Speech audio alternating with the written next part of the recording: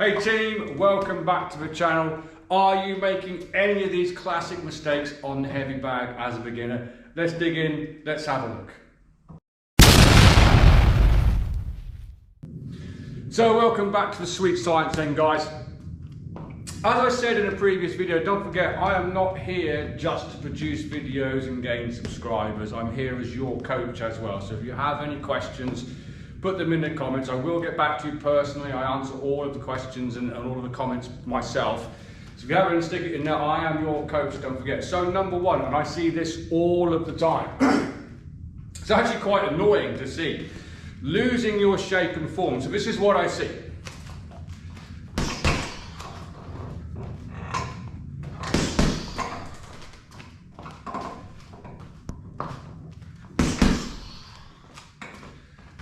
People do it all of the time. I don't know whether they have it in their head that it looks cool or something like that. You need to keep your shape and form for the entire round. What I mean by that, yes, you need to engage on the back. But up here, you need to keep your shape. When I'm moving, I'm doing my footwork correctly. Keep everything nice and tight from here. Don't make this very classic mistake.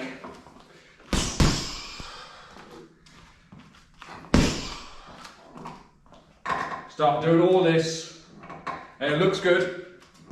Yeah, now keep your shape and form. Remember, it's always hands up, chin down, elbows tight, and you need to keep this foundation for the entire round. That's number one. Let's have a look at number two. So number two, I'm not going to say what it is. See if you can spot what this is, okay? And then I'll do it properly afterwards.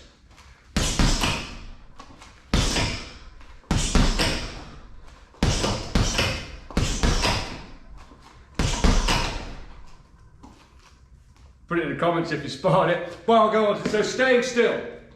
Staying still after your combination.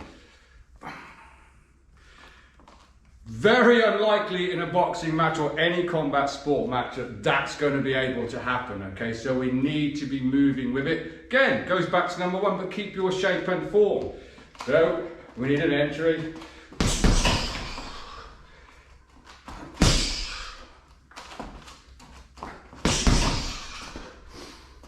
Moving your head, making sure you're not a still target. So don't get in that habit. It's okay in the beginning if you're working fundamental rotations and stuff, that's okay. When you start getting a little bit more lively, we need to be popping the head offline and keeping that shape and form as we move around. Let's move on to number three.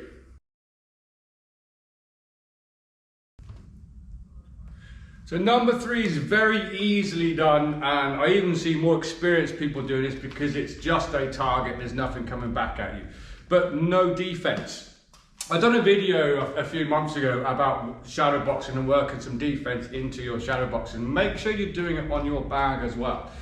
Don't get in the habit of just throwing bombs and not working any defense. That could be as simple as a jab and a slip, a catch, and I said, what I'll do, I'll leave a link in the description below to the video where we talked about parries and catches and slips. Okay, don't just get this habit, boom, boom, and throwing these big shots all the time and not doing any defense. Catch, jab, parry, jab, cross, slip, slip, counter, slip, counter. Okay, work your defense on your bag, guys, in the beginning. If you're more experienced, you're probably doing this already. If you're not doing it and you're more experienced, you should be doing it. In the beginning, it's okay to work here, but you need to start thinking about defense and working that into your bag routine as well. Let's have a look at the next one. So next, there's a time and a place for this one. I'll show you what it is first.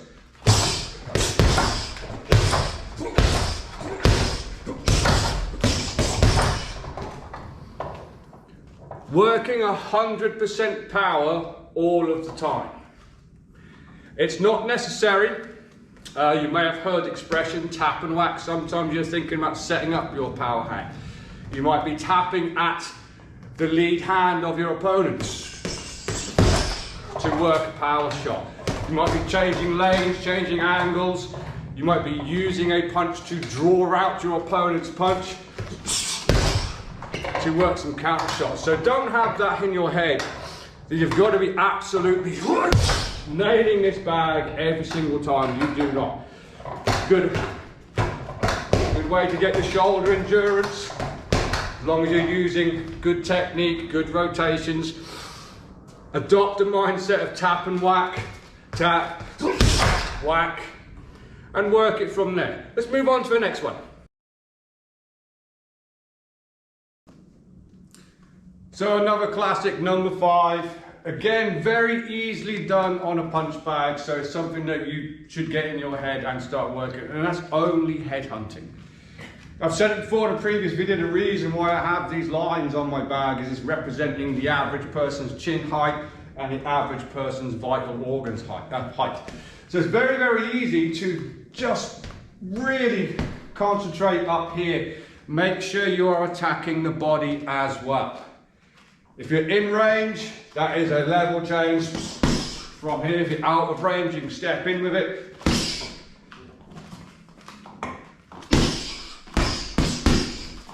Make sure you're attacking the body as well. Don't chop a tree down from the top, you chop it from the bottom, so make sure you're hitting the bottom of the bag and getting them good body shots in as well. Classic mistake, and I see it all the time. Make sure you're not doing it, team. So next we have not fainting. I don't mean fainting. There's 3 types of feints mainly. The hand feint, head feint, foot feint in any direction, foot feint. Make sure you're putting them into your bag work. Let's create good habits on the start of your journey. Otherwise, all you've got to do is iron out them bad habits later, and it's harder to iron out the bad habits than create the good habits. So make sure, I think I've got a video, I call it a stutter punch, a stutter jab. See how I end through the shot from there? You can often draw out an opponent's reaction with a feint, whether that's a foot feint, head feint, hand feint, hand feint. Okay, make sure you're working all of these into your bag work. Okay, get some feints in your bag work. It feels weird to begin with. It does. Oh, why am I doing this? And particularly if you're a beginner, it's a little bit like, oh, okay. Don't worry. Nobody else cares. Okay, they've all done the same thing, and they're probably all thinking the same thing. If you're in a gym, they're like a little bit apprehensive if they're on the beginning part of their journey. All the seasoned people will look at you and go, good effort, good round. If you're training at home, it doesn't matter. No one's watching. Yeah. Get your feints going, work them into your bag routines. Every single round should have some feints in. Let's carry on. So number 8 then, last on this list, I'm going to do this one southpaw, not because it's a southpaw demonstration, but if you've been following along with my videos, you'll know that I'm very injured from the neck and the shoulder, and that's starting to play up, so I'm going to do this southpaw. So, last one, and that's only working long range. Believe it or not, I see this more often than you would think. People just working long range here and forgetting that there are different ranges in boxing. Don't be afraid to work on the inside as well. Again, people at the start of their journey kind of feel a little bit ridiculous maybe. That might be the wrong word, I don't know. I'm not a particularly intelligent man. But you do see a lot of people just working the outside, even if they're doing everything else correct. Okay, so they're not losing their shape and form, they're feinting, putting some good punches in, entering, execution and exit, they're putting defense in, but they never get close to the bag. It's going to happen in a boxing match. Even if you're never going to box, but if you're just doing this for fitness, don't forget to work close range. There's mid-range where you want to be tight. Okay, it's okay to be a little bit more loose and fancy free out here. Mid-range, yeah, so that's about my elbow distance away from the bag. You need to be working tight, plenty of head movement. Little frames, and you can work even closer. That is when you're right close to the bag in here. That is hands on your head, elbows tight. I joke around here, I call it kissing range, okay? It's kissing range. You need to be in here.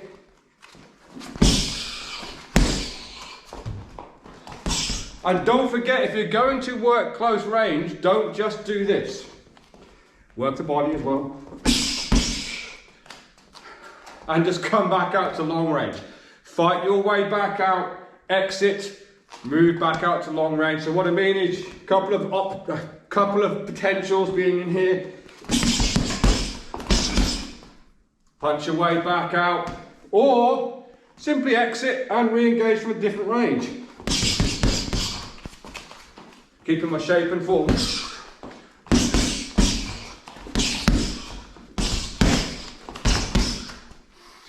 And just work through all the different ranges, guys. Make sure you're doing that on your bag work, otherwise you're missing a big trick on that one as a beginner. So guys, there's 8 things that you could possibly be doing wrong without even realising about it. I mean, there's a load of things, making sure that you're rotating correctly, your hands are up, they're not flaring their hands, but they are 8 very common mistakes I see from beginners. As I said, it's okay to hit the bag with 100% power if that's what you're working. If you're just having a round or several rounds, make sure you're not losing your shape and form. Make sure you're not standing still after your punches. Make sure you're working defense into your bag work.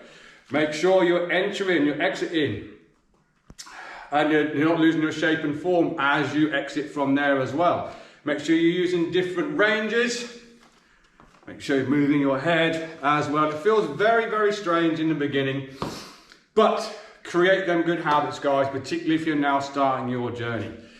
As always, if you like the content and you haven't done so yet, give us a little like and subscribe, because you'll just see more content from this. And remember, I am your coach as well. I'm not just here for the benefit of making videos. If you have any questions, stick them in the comments and I'll get back to you. Until then, until next time, let's go train, team.